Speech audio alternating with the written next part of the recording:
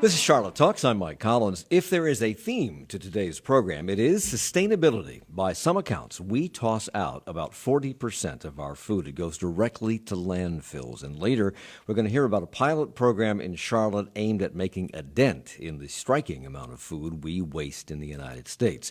But first, climate change. That's something that nearly 100% of scientists agree on, and they agree that human beings are the largest contributor to it.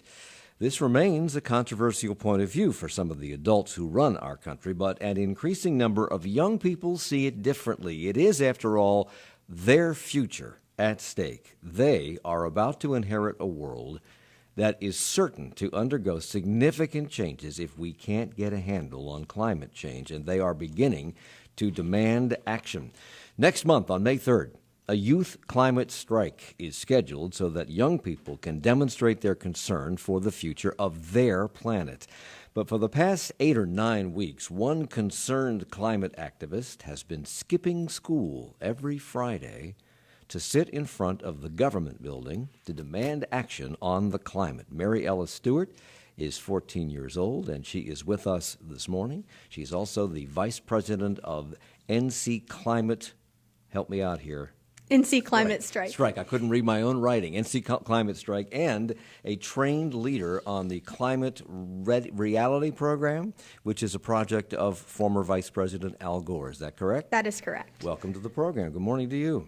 She's helping to organize this youth climate strike in Charlotte, and she's not alone. Lucia Paulson is part of that effort. She and Kate Harrison are both the co-presidents of the North Carolina Climate Strike, and both are also with us in our Spirit Square studio. Good morning to you. Good morning. Thanks for having us. Welcome. Thank you.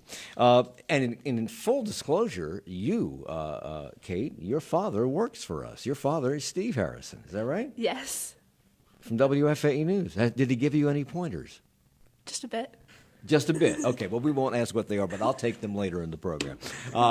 When did the three of you first become, A, aware of the problem, and B, concerned about this problem of climate change? And I'll begin with the striker over here who skips school every other day, it seems, because you're here this morning. I'll begin with you, Mary Ellis. When did you first become concerned about this? So it's part of the 8th grade curriculum at my school that we choose one topic and we do a research project on it that spans the whole year. And so the day before we chose our topics for that project, I had read an article about how climate change was impacting the coral reefs. And I decided that this was a huge problem, that just one article, I wasn't going to know everything about it. And so I decided that I wanted to delve into it for my year-long research project. So I chose climate change. And as I began to read about the issue and understand how dire it was, I realized that I couldn't just sit still and do nothing anymore. For people who don't follow this, don't care, don't believe in climate change, why is the problem with coral reefs so huge, in your words? Well, if we let the climate change enough that the Earth warms to above 2 degrees Celsius, above pre-industrial levels, we're going to see mass mortality in reefs worldwide. Coral bleaching is a huge problem, which is when the coral loses its symbiotic algae. And that's a problem why? Because coral reefs are one of the most beautiful things in the world. And if we can't take care of them, we can't take care of anything. And where are we on that scale of where we were pre-industrial to 2 degrees Celsius above that level? Where are we? We're at about 1.2 right now, but we're on track to hit 1.5 very soon, and 2 degrees if we don't regulate it. So same question, Lucia and Kate. What got you interested in this? Lucia, go ahead. I would say that both Kate and I have a similar reason, starting in 4th grade with the club Future Problem Solvers, when the topic for the international competition was renewable energy. And that really started bringing us, the awareness for climate change with coal and non-renewable energy and the impact that had on the environment. And it's kind of built from there. Last year, we took environmental science, and our science teacher taught us a lot about those issues, and it's tied in to our everyday lives. And once we heard about Greta Thunberg and her movement, Youth Strike for Climate, we decided that we needed to take action, and we started on March 15th and organized a strike in Charlotte. So 99.99% of the scientists, climate scientists, agree that climate change is occurring, and more importantly, that human beings are the cause of it. And nearly 100% of all scientists from all fields are in that same camp. And they all say this is happening, Kate, much faster than we originally thought it was happening.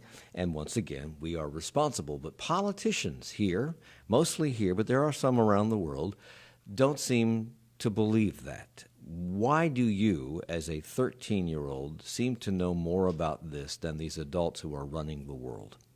Well, I remember when I was 6 or 7, I first picked up a book about the world, and it said that the Arctic sea ice was melting, and that could potentially kill a lot of polar bears. So I got really concerned about this, and I started reading more about the climate crisis. And so when I was 9, I realized that animal agriculture was the main contributing factor to this, and so I stopped eating meat then.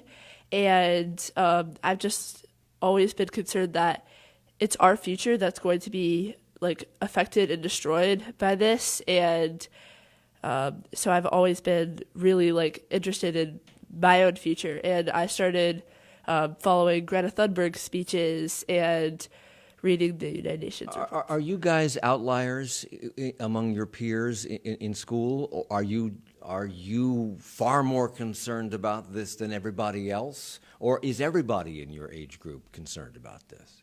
Not really. We do have classmates who are part of the North Carolina Climate Strike Board of Directors who are helping us in Charlotte and around North Carolina.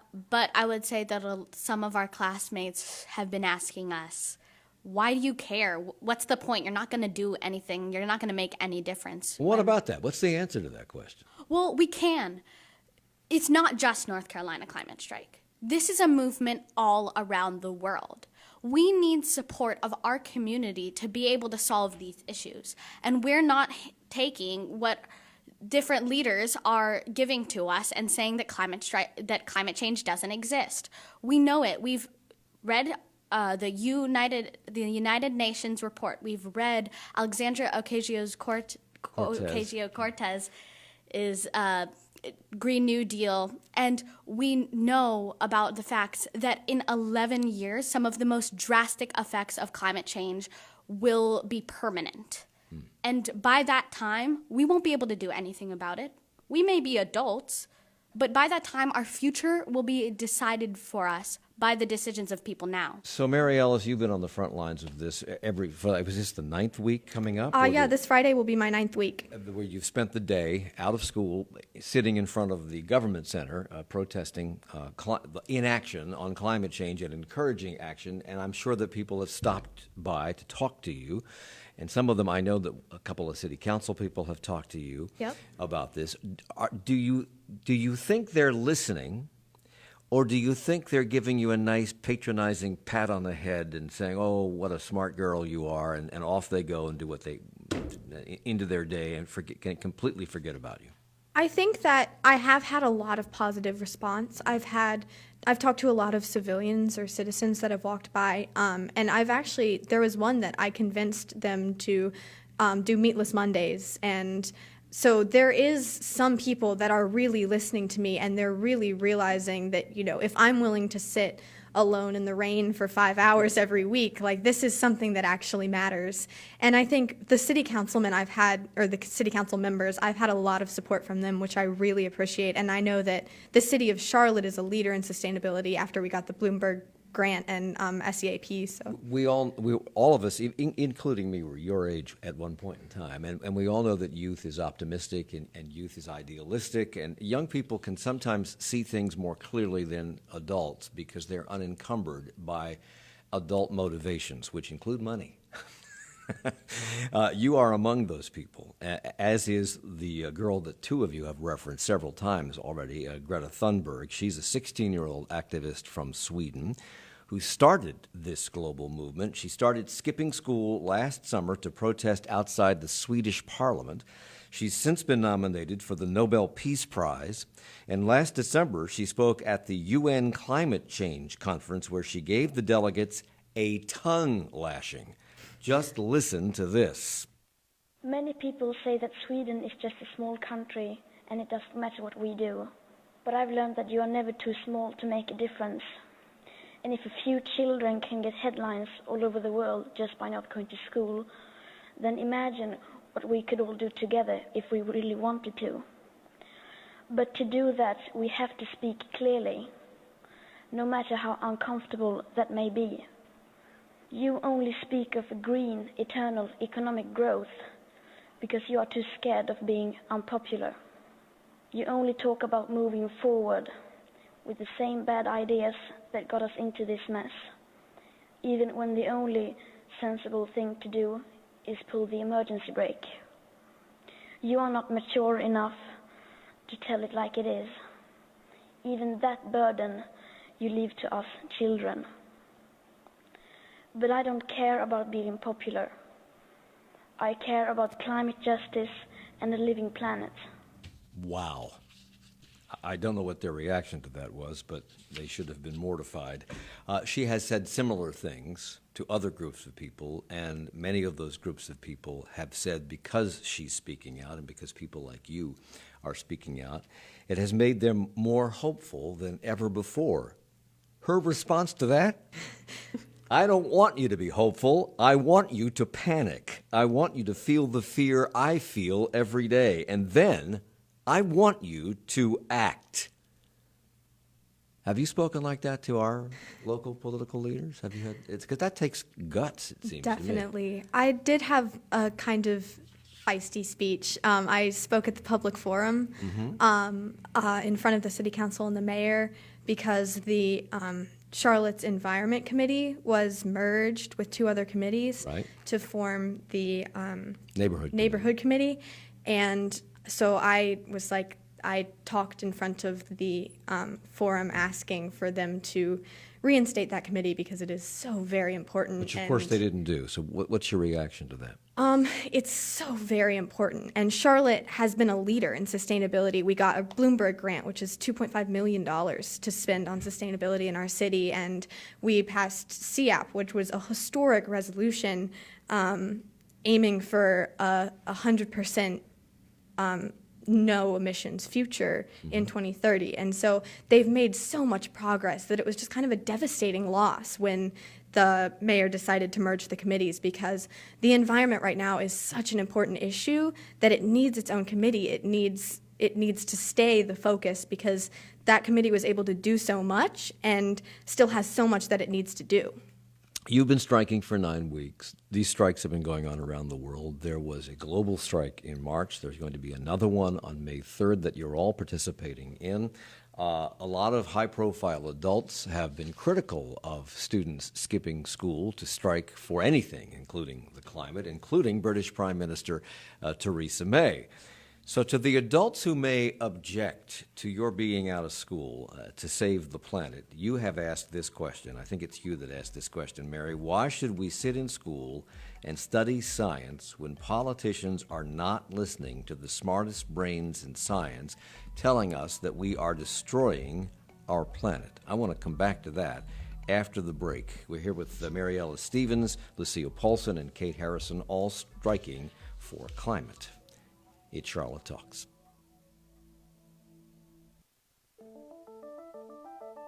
Support for Charlotte Talks comes from WFAE members and NC by Train, helping transport Charlotte travelers with 4 daily trips and 9 stations. Schedules, tickets, and more available at ncbytrain.org. And from True Assure Insurance, dedicated to offering flexible, comprehensive, and hassle-free dental plans for individuals, families, and businesses, both large and small. More at trueassure.com. Coming up tomorrow on Charlotte Talks, Tayari Jones is an American author from the South. Her latest novel focuses on the lives of a middle-class African-American couple whose marriage is torn apart when the husband is convicted of a crime he didn't commit.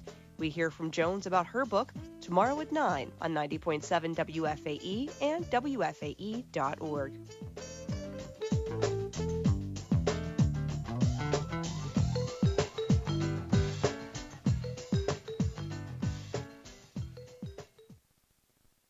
Sri Lanka is in a state of shock and confusion. The Islamic State says it was responsible for the Easter Sunday bombings that killed more than 300 people, including 45 children. What do we know about these attacks, and why were warnings about the threat ignored? Next time on 1A.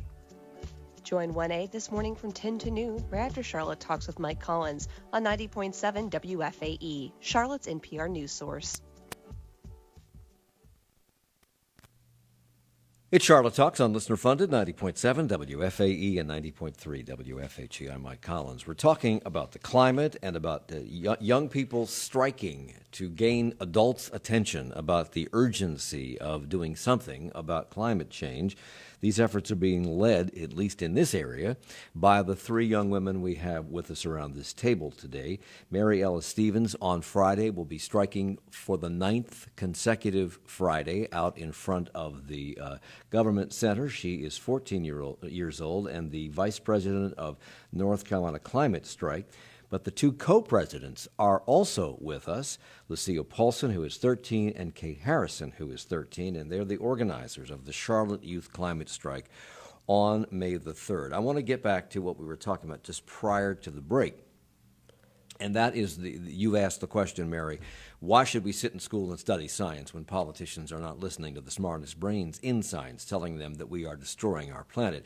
There was a picture on the NPR website a couple of weeks ago. I think it was probably back in March when the national strike was going on, of these groups of young people in St. Paul, Minnesota, and there was a girl in that photograph carrying a sign which read, "Why should we go to school if you won't listen to the educated?" Damn good questions all around. So how does this situation, as you're out there striking, as you're getting ready for these statewide strikes, how does it make you feel about adult authority figures who don't seem to know what you know, who have no sense of urgency about this like you do? Do you think they're wrong, or do you question your own selves that maybe you're blowing this out of proportion? Kate. I think that it's our futures that are being decided right now, and to a lot of people, climate change is an abstract concept that exists and is a problem, but is just kind of in the back of a lot of people's heads, and they're not gonna they might not take the necessary action to really combat it, and they're not treating it like a crisis. And climate change is a crisis, and we need to start acting like it's a crisis. Why do you think they don't think they don't see it as a crisis? What do you see as their motivation? Is it a lack of education? Is it ignorance? The average age of a United States senator is 61, and the average lifespan is 79. So if we're talking realistically, a lot of these people are on their way out. So they're not going to have to deal with the most adverse impacts. Okay, but so they don't have to deal with it. That's true, because they'll be dead when the worst of it arrives. But what's the point? What are they getting out of being obstructive now? They don't have to deal with this huge crisis. They don't have to. It's their job to deal with crises. Yeah, but they seem to be pretty good at avoiding it. And I know that I feel like a lot of them think it's a lot of work, and it may be a lot of work, but would it be worth it if we were to put in all this work to save our planet? Wouldn't it be worth it to have your kids, your grandkids, their futures secured for them, instead of being worried that this huge crisis will affect them? The thing is, it's really challenging to make people go to farmers markets and get food from there, or go and participate in Meatless Mondays. But if we transition to a renewable energy future, then, and all of these other things in renewable cars and transportation, then we will have a better life on Earth. Several of you have mentioned, I think mostly you, Lucia, have mentioned these Meatless Mondays. I think you referenced them too, Kate, because you're vegan because of climate change. Is that right? Yes, I'm vegetarian. I'm not vegan, but okay. So, and the reason for that is the relationship of meat to climate is what? So animal agriculture actually contributes to like about half of all greenhouse gas emissions because especially cows produce methane, which is a gas much more potent than carbon dioxide. And whenever we're like consuming this meat, it's taking a lot of our agriculture, our water supplies, and it's releasing these greenhouse gases that are just like we're focusing like all on fossil fuels, but like a huge problem is also the animal agriculture So industry. there are people in your movement who are encouraging stop eating meat, particularly cows, and dairy products because they come from cows, and you need a lot of cows to do this, and the cows produce methane, and the methane is heating up the atmosphere. Why only Monday? Why? Just because it's alliterative? It's hard for a lot of people to make drastic changes to their lifestyle. So just like kind of cold turkey. Can you eat turkey, by the way? Is that okay? I mean, if you're vegetarian or vegan, no. But like I think we encourage Meatless Mondays because it's just an easy thing that a lot of people can do. And obviously it's going to have the biggest impact if you can go full vegetarian or full vegan. Mm-hmm. But even just cutting down is important. But I would like to add that even if everyone lives the most sustainable lifestyle that they can, even if everyone goes vegan, we still only have part of the solution. We need grand scale action. We need laws. We need a carbon tax. Like personal efforts are so very important, but it's also we need grand global action, not just on a personal level. We need legislative action too. You going meatless, reducing consumption of dairy products is part of the solution, but that's going to impact a major industry in this country. We all burn fossil fuels of some sort. If you drive a car, you're burning fossil fuels unless it's electric. And even depending upon where you are with an electric car, you may be getting your electricity from coal, which is a fossil fuel. Electricity is generated from fossil fuels. Just ending that, reducing that, although it's being reduced because of conservation and LED light bulbs and things like that, is disruption of several major industries. One thing that you haven't mentioned at all is money. The motivation of people to ignore your protestations about the climate are generated in a large degree by money. What about that? Well, I'd like to add that, it's not just we're destroying this industry, we're also building up another one. If we're investing less and less in fossil fuels, if we cut out fossil fuels, we're going to have to invest in renewable energy, which is solar and wind. And right now, aren't we doing that? We are, but we're not at a grand enough scale. And if we want our whole country to have zero emissions, we're going to have to invest in renewable energy. And right now, solar panel installer and wind turbine technician are the two fastest growing jobs in America. So we are building a whole nother industry. You may not know the answer to this question, but are those jobs that you just referenced, are they the kinds of jobs that with training a coal miner in West Virginia could take? Yes. Why do you think there's such reluctance to shift toward this? Because there is more economic opportunity in renewable energy. We've done many shows about this right now, not tomorrow, not next year, right now. There's more economic opportunity in renewable energy, and yet we don't push people toward it. We don't push ourselves toward adopting it. Why?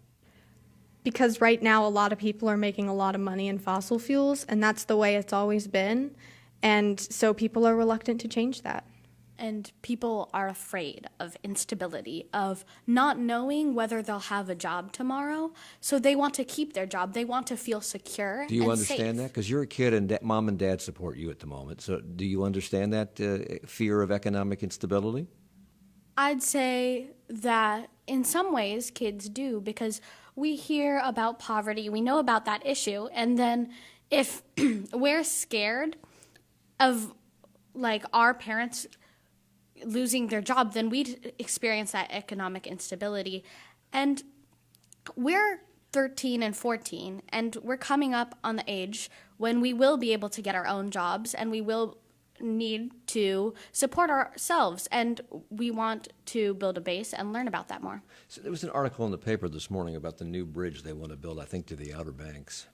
And they're now saying that maybe we shouldn't build this because the approaches to that new bridge will be affected by sea level rise. This is something that the legislature just several years ago said we can't talk about. We can't talk about sea level rise because that might hurt economic development. Clearly, sea level rise is going to occur. The military has said for years now that climate change is a threat to our national security. It will cause wars. It will cause mass migration of people. It will cause the need for us to rebuild all of our naval bases because all of them are at what is present-day sea level, which will no longer be sea level when the seas begin to rise. If they won't listen to the military, why would they listen to you? Well, we're not economicists and we're not climate scientists. But what we're saying is that it's time for the politicians to listen to the educated. And we're not like begging our politicians and leaders to care about this and to take action. We're telling them that the change is coming, and the youth of today are saying that the change is coming and the change will come, and we will not stop until it does come. And like anything else, if you get on board in the early days, you stand to make more money than you do if you get on board at the very end, the tail end of a movement. So you are essentially saying that you, as young people who sit in classrooms every day with educators, are encouraging adults to listen to the educated, which is something we seem to demean in this culture today. We don't seem to value teachers or smart people because they're elite. And clearly, they're not as good as the stupid people out there. I'm putting my own political spin on this. But why strike? What's the two of you, or all three of you are organizing this, but you're the two co-presidents.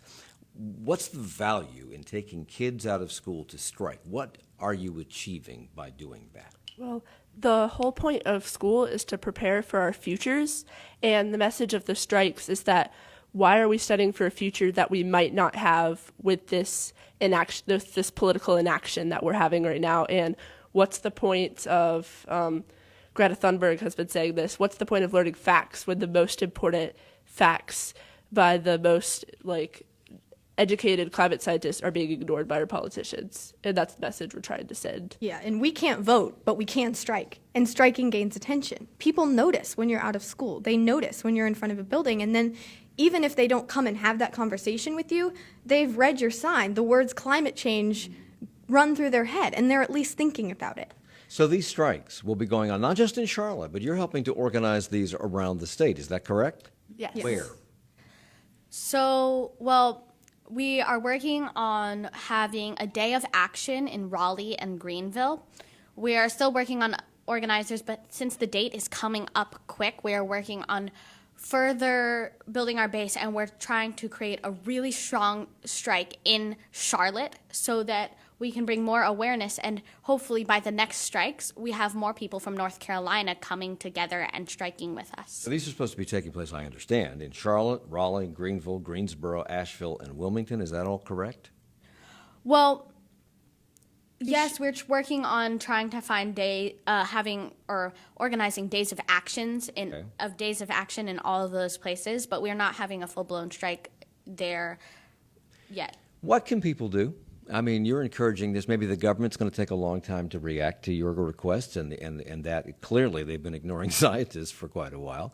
And we've pulled out of the Paris Climate Agreement, although there is some hope that we're still not out of it. There was a sunset date on it that will be in the second term of a Trump administration, if there is one. So, and if there isn't one, we're liable to get back in. But nonetheless, what can people do, ordinary people?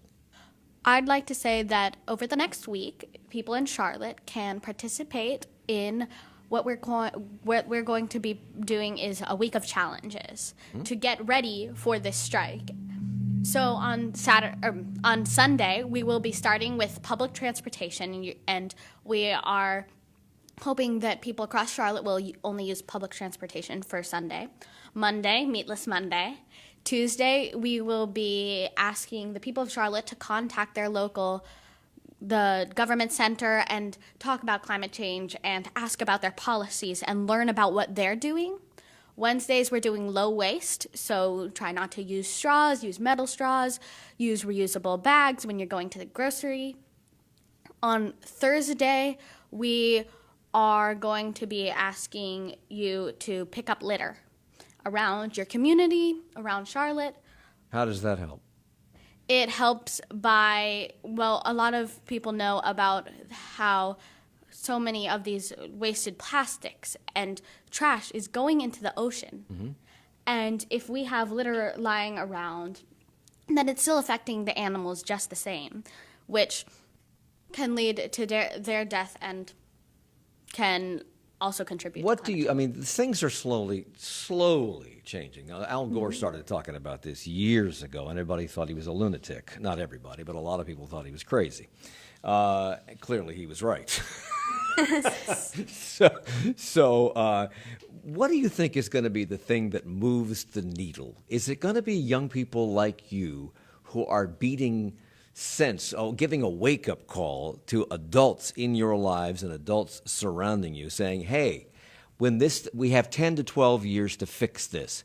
In 10 to 12 years, I'm going to be 24 to 27 years old, starting my adult life. Do you really want me to live on a planet that you're leaving that's wrecked and climate change is irreversible and it will wreak havoc on my life and my children's life and my grandchildren's life? Or do you want to change things now? Will it be that? Or will it be this ongoing series of weather events like these ridiculous storms that we're having and the fires in the West and the droughts that we've been experiencing and the rise of sea level? What will move the needle? I think just devastation. I think a combination of all of it. I think a combination of the movement. I think a combination of the devastating weather events. I think just all of it, people are going to realize that this is happening and we can't let it continue. And I think it's also the community coming together, getting people to listen to us, getting to be on Charlotte Talks, getting the people in this room, getting the people of Charlotte to listen to us and take action. If we come together as a community, we can solve this issue. People are feeling the effects. They know about all these weather events that are occurring in rapid rates that have not happened in all of the history of Earth. And so as long as we are moving together as a community and coming together to solve this issue, it will eventually be something we can conquer. Have you had a chance to talk to politicians, policymakers? Are your peers who are perhaps closer to Washington or closer to their congresspeople or their senators had a chance to talk to those folks very quickly? Yes, definitely. Is it having an impact very quickly? Yeah. And can I note that the U.S. Youth Climate Strike it has created a petition with Move On that is asking politicians to meet up and talk about this issue. That's Lucille Polson, Mary and Kate Harrison. They're both co-presidents of the North Carolina Climate Strike. Mary Ellis Stevens is the vice president, and she's been striking for 8 weeks in front of the Government Center for the Climate. Thank you all. Support for Charlotte Talks comes from WFAE members and Taylor Richards in Conger, hosting trunk shows for Isaiah April 26th and 27th, and Brunello Cucinelli, May 3rd and 4th, located in Phillips Place. Details at trcstyle.com. And from UNC Healthcare, engineering and delivering CART immunotherapy to fight cancer. More at unclindbergh.org/immunotherapy. Coming up at 10 o'clock on 1A, the FBI will help Sri Lankan authorities investigate a horrific series of bombings on Easter Sunday. The deadly attacks targeted Christians around the country in luxury hotels and churches. At least 321 people are dead and 500 people are injured. We'll get the latest on the attacks in Sri Lanka. Stay with us ahead at 10 o'clock. It's 1A.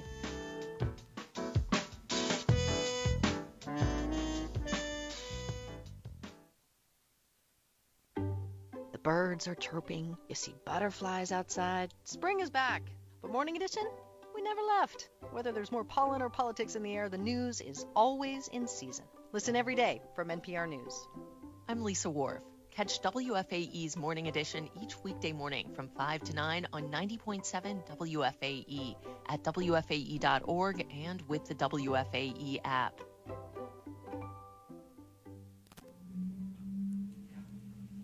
It's Charlotte Talks on WFAE and WFHE. I'm Mike Collins. Even as much of the rest of the world goes hungry, we in the United States throw out about 40% of our food. By any measure, that is a striking amount of food that goes to feed landfills.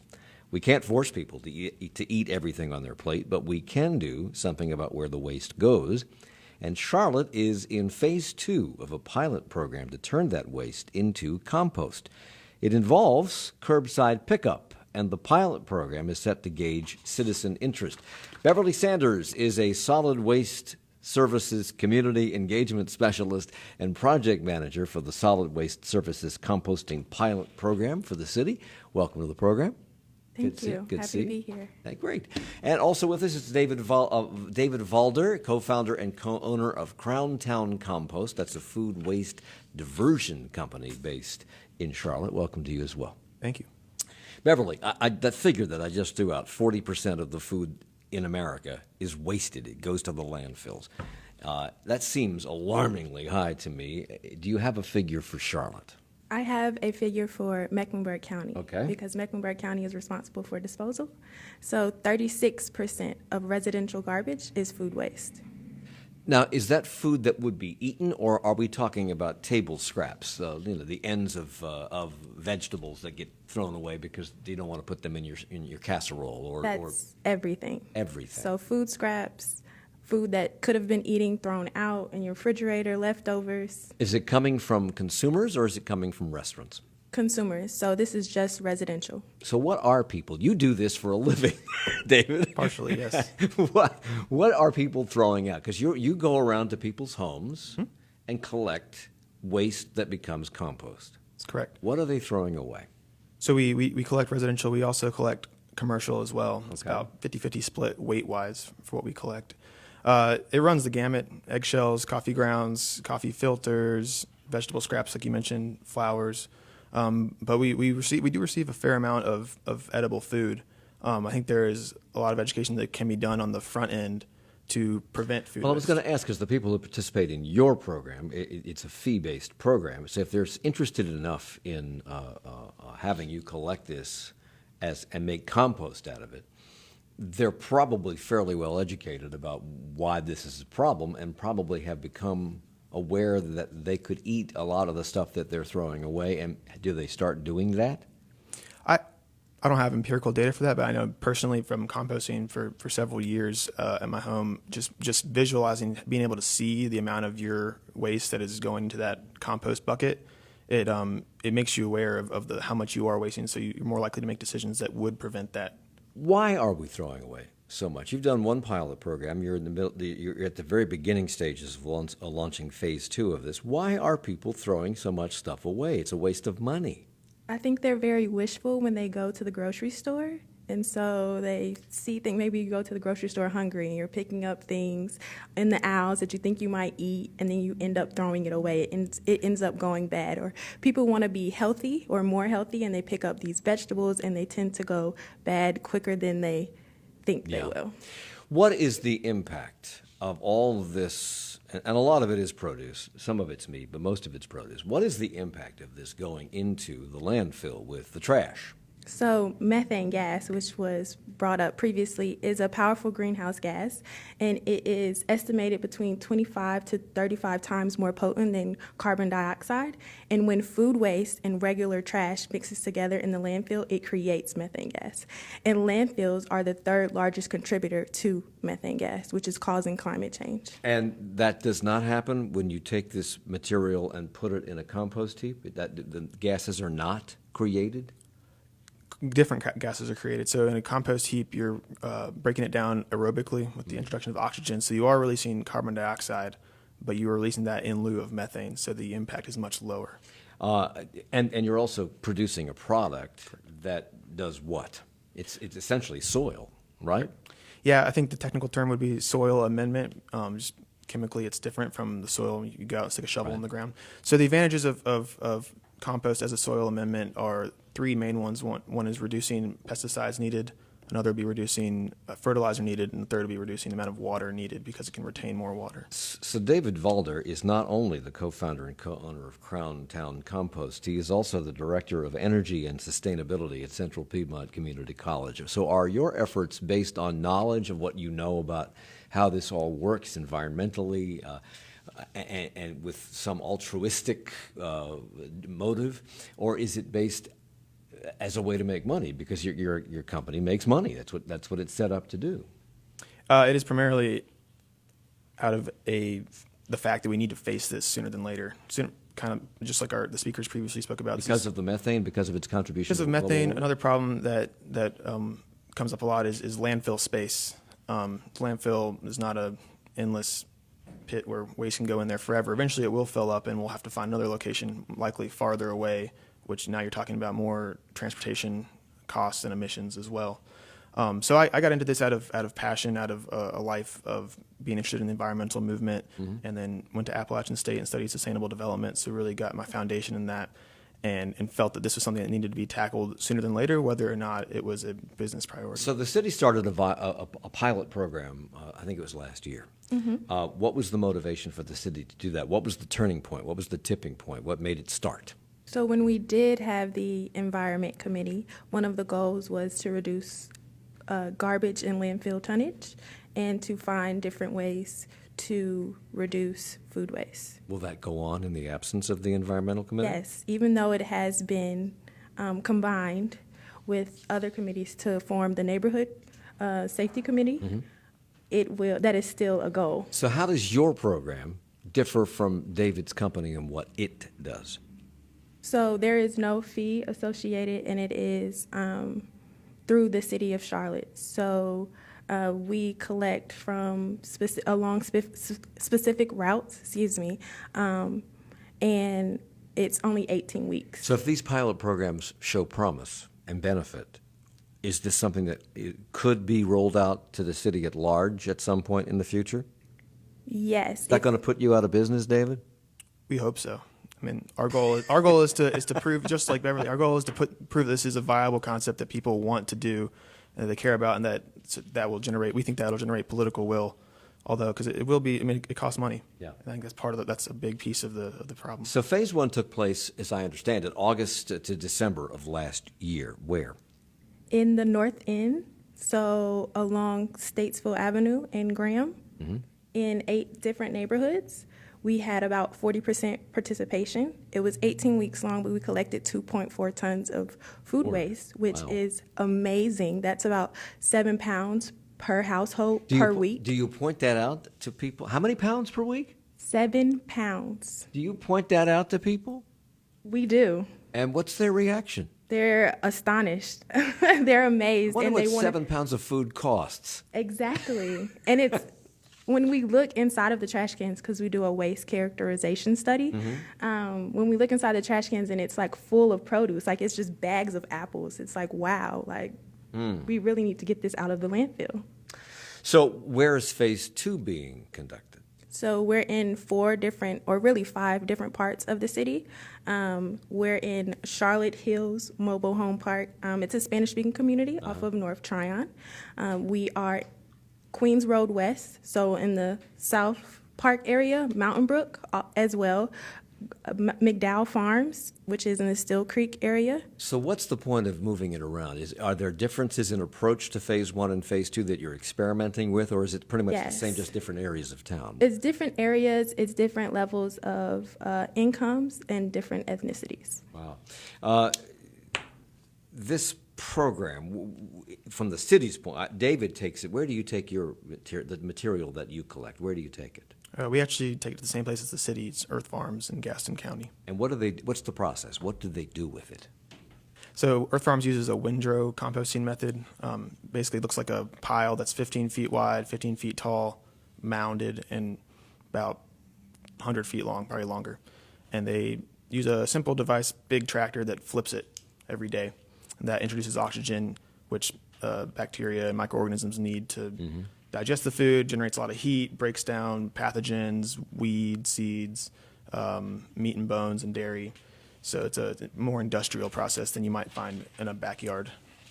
So I would take that this part of the pilot project that the city is doing is to see how it works and whether you can scale it up. Yes. But also to gauge people's interest in participation. You said you had 40% participation rate in phase 1. Phase 2 is just getting underway, and I think you're looking for 200 more homes. 200 more homes.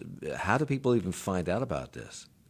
I never heard of this till yesterday. So we've sent mailers. We do knock and talks in the specific areas, and because it's hard to market this because it's along specific routes. So people can get excited about it around the city, which is what we want.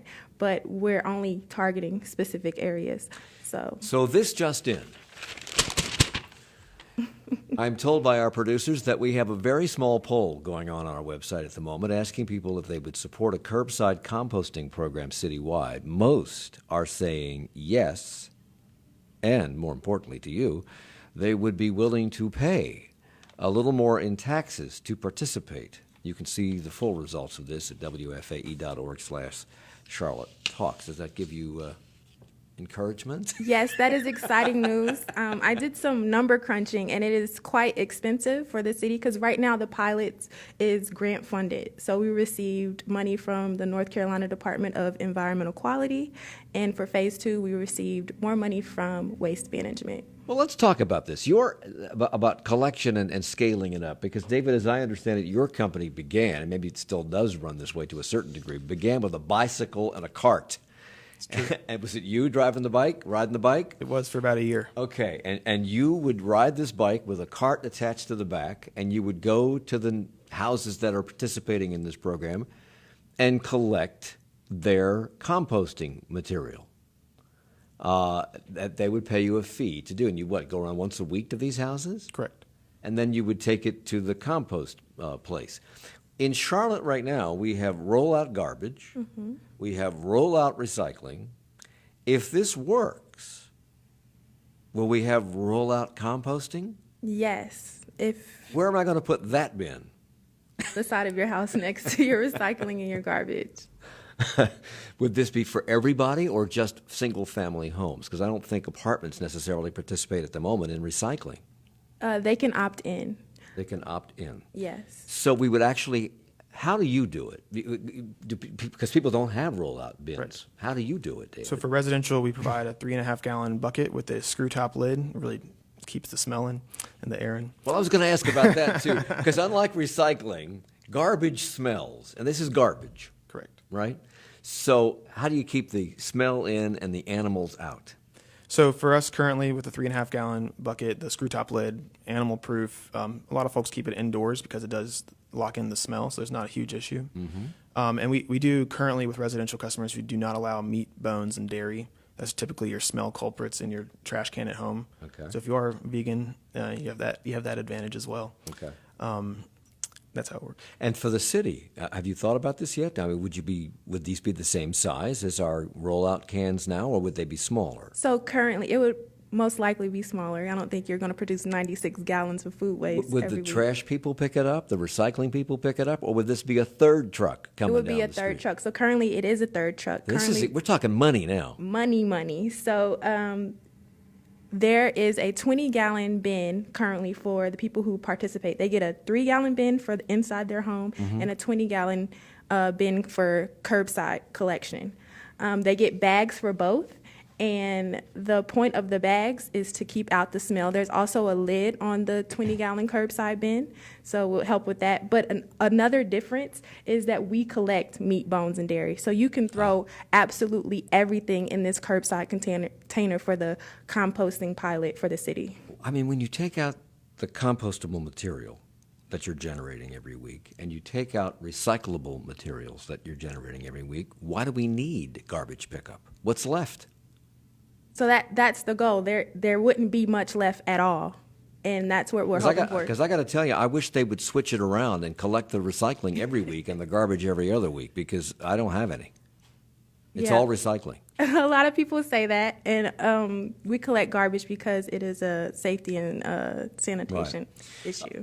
Charlotte has partnered with something called Metabolic. It's an Amsterdam firm that conducts research on sustainability issues to analyze the city's waste stream, and found that our 900,000 tons of waste represents a residual market value of $111 million every year. Is that to say if the city collected compostable materials that they could get a return of $111 million, or is the amount the receivers could get by turning that material into something else? Or, I mean, is that what it equates to? Yes, it's not just compost, though. It's other. So that's part of the Circular Charlotte initiative going on in the city right now. It's doing other things. It's not just composting. Composting is actually on the low end of the circular economy model. Meaning we're using everything. We're Yes. using everything. Just as recycling programs have become so successful here and around the country that the price for recycled materials has fallen precipitously, and some people don't want it anymore because they can't do anything with it. It's made the program less viable. Are composting programs likely to run the same risk? If it's successful, how much compost do you need? So no, they would not run the same risk. A lot of that recycling problem came from exporting our recyclable materials out of the country, and when those sinks for that material ran out, we had to figure out what to do with it. So composting is much more local, and you can produce soil with it. You can also produce other products. So very quickly, how do people get involved? You need 200 more people in this pilot program. How do they reach you? So please reach me at 704-641-1544. That is my work cell phone. You can call, text me, anything. We'll put that on our website, 704-641-1544. We'll put that up in a moment. Beverly Sanders with the city, David Valder, co-founder, co-owner of Crown Town Compost. Thank you both. Charlotte Talks